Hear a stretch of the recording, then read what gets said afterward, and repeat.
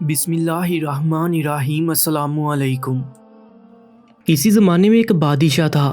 وہ جب بھی شادی کرتا تو اس کے ہاں بیٹی پیدا ہوتی۔ وہ ہر مرتبہ یہی سوچ کر شادی کرتا تھا کہ اس مرتبہ لڑکا ہوگا۔ اس نے کئی طبیبوں سے رابطہ بھی کیا، ان کے مشورے لیے، لیکن ہر بار لڑکی ہی پیدا ہوتی۔ اسی طرح کرتے کرتے اس نے 12 شادیاں کر لی اور اس کی 12 بیٹیاں ہو گئیں، لیکن اب وہ اپنی بیٹیوں کے لیے بہت پریشان رہتا تھا۔ بادشاہ کی 12 بیٹیاں بہت زیادہ خوبصورت تھیں۔ بادشاہ کو ان کی ہر وقت فکر لگی رہتی تھی۔ سب ایک ہی ساتھ رہتی اور ایک ہی کمرے میں سوتی تھیں، تو بادشاہ خود آ کر باہر سے کمرے کا دروازہ بند کر دیتا۔ بادشاہ ڈرتا تھا کہ لڑکیوں کو کہیں کوئی تکلیف نہ پہنچ جائے، اس لیے وہ ہر رات کو دروازہ بند کر دیتا تھا اور صبح سویرے ہی کھول جاتا۔ ایک دن صبح کو جب بادشاہ دروازہ کھولنے آیا تو یہ دیکھ کر اسے بڑا تعجب ہوا کہ سبھی لڑکیوں کے جوتے ایک قطار میں رکھے ہوئے ہیں۔ ہر جوتے کی ایڑی گھسی ہوئی ہے، جوتے گرد سے اٹے ہوئے ہیں۔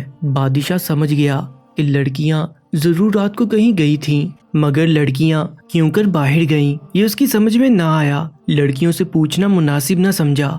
آخر مجبور ہو کر اس نے اعلان کیا کہ جو بھی معلوم کر لے گا کہ شہزادیاں رات کو کہاں جاتی ہیں، اس کی شادی اس شہزادی سے کر دی جائے گی جس کو وہ پسند کرے گا، اور راج پاٹ بھی اسی کو دے دیا جائے گا، مگر شرط یہ ہے کہ 3 دن کے اندر معلوم کر کے بتلائے، ورنہ پھانسی دے دی جائے گی۔ کچھ دنوں کے بعد ایک شہزادہ آیا اور اپنے آپ کو اس کام کے لیے پیش کیا۔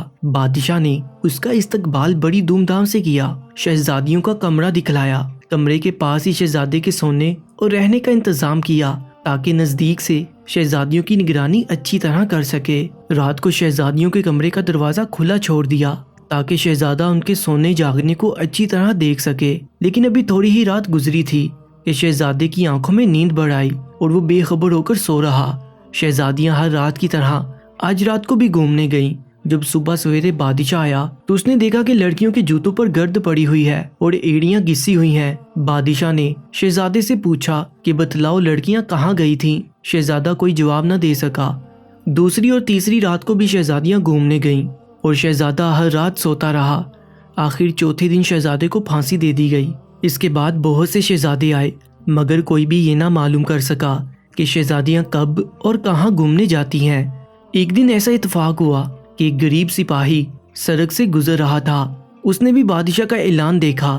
جی میں آیا کہ کسی طرح یہ بید معلوم ہو جاتا تو زندگی بڑے آرام سے گزرتی، لیکن یہ بید کیسے معلوم ہو یہ اس کی کچھ سمجھ میں نہ آیا۔ اسی سوچ میں چلا جا رہا تھا کہ ایک بڑھیا ملی۔ بڑھیا نے پوچھا، سپاہی کہاں جا رہے ہو؟ سپاہی نے کہا، یہ تو مجھ کو بھی معلوم نہیں، مگر دل یہ چاہتا ہے کہ کسی طرح شہزادیوں کے گھومنے کا بید معلوم ہو جاتا تو بڑا اچھا ہو جاتا۔ بڑھیا نے کہا، یہ کوئی مشکل بات نہیں، بس تم ہمت کر لو تو بیڑا پار ہے۔ دیکھو، رات کو کھانے کے بعد لڑکیاں شراب بھجوائیں گی، اس کو نہ پینا، اس کے پینے سے بہت گہری نیند آتی ہے۔ تم ہرگز شراب مت پینا، بستر پر لیٹتے ہی سوتا ہوا بن جانا اور یہ ظاہر کرنا کہ تم گہری نیند میں سو رہے ہو تاکہ شہزادیاں نڈر ہو کر گھومنے جا سکیں۔ یہ لبادہ بھی اپنے ساتھ لے جاؤ۔ اس میں خاص بات یہ ہے کہ جب تم اس کو اوڑھ لوگے تو تمہیں کوئی بھی نہیں دیکھ سکتا اور تم سب کو دیکھ سکتے ہو۔ جب بڑھیا سب کچھ سمجھا چکی تو سپاہی کی ہمت اور بڑھ گئی۔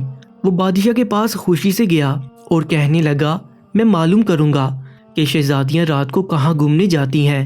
بادشاہ نے سپاہی کو عمدہ کپڑے پہنائے اور شہزادیوں کے کمرے کے پاس لے جا کر اس کے سونے کا کمرہ بتلایا۔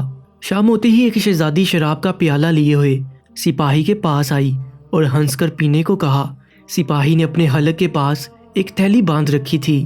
سپاہی نے بڑی ہوشیاری سے شراب تھیلی میں اندھیل لی۔ چارپائی پر لیٹتے ہی گہری نیند میں سوتا ہوا بن گیا۔ شہزادیاں یہ دیکھ کر بہت خوش ہوئیں۔ آدھی رات کے قریب شہزادیاں اٹھیں، کپڑے پہنے، بال سنوارے اور گھومنے جانے کے لیے تیار ہو گئیں۔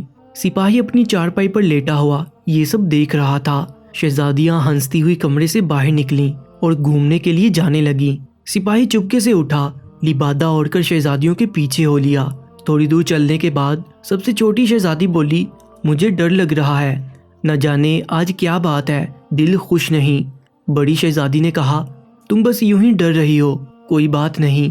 یہ کہہ کر تمام شہزادیاں ہنستی ہوئی ایک باغ میں پہنچی۔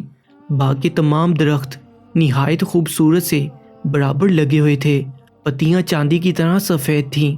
سپاہی نے ایک درخت سے چھوٹی سی شاخ توڑ لی۔ شاخ توڑنے سے آواز پیدا ہوئی۔ چھوٹی شہزادی سہم گئی اور دوسری بہنوں سے کہنے لگی، کیا تم لوگ یہ آواز نہیں سن رہی ہو؟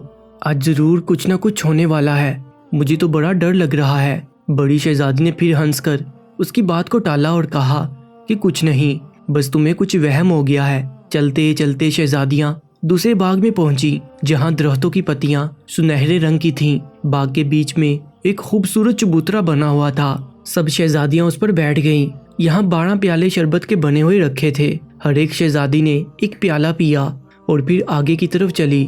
سپاہی نے یہاں بھی ایک ٹہنی توڑی اور ایک پیالہ اٹھا کر لبادے میں رکھ لیا۔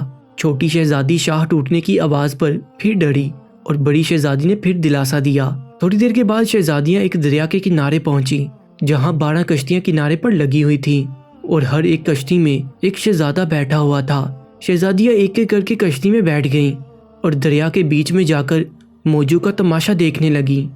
صبح ہوتے ہی شہزادیاں واپس آ کر اپنی چارپائی پر سو گئیں۔ بادشاہ نے صبح کو شہزادیوں کے گھومنے کا حال سپاہی سے پوچھا۔ سپاہی نے تفصیل سے تمام جگہ بتلا دی اور ثبوت کے طور پر درختوں کی شاخیں اور پیالہ پیش کر دیا۔ بادشاہ نے لڑکیوں کو بلا کر پوچھا کہ سپاہی جو کچھ کہہ رہا ہے ٹھیک ہے؟ لڑکیوں نے کہا ہاں سچ ہے۔ بادشاہ نے اپنا مقرر کیا ہوا انعام دینے کا اعلان کر دیا۔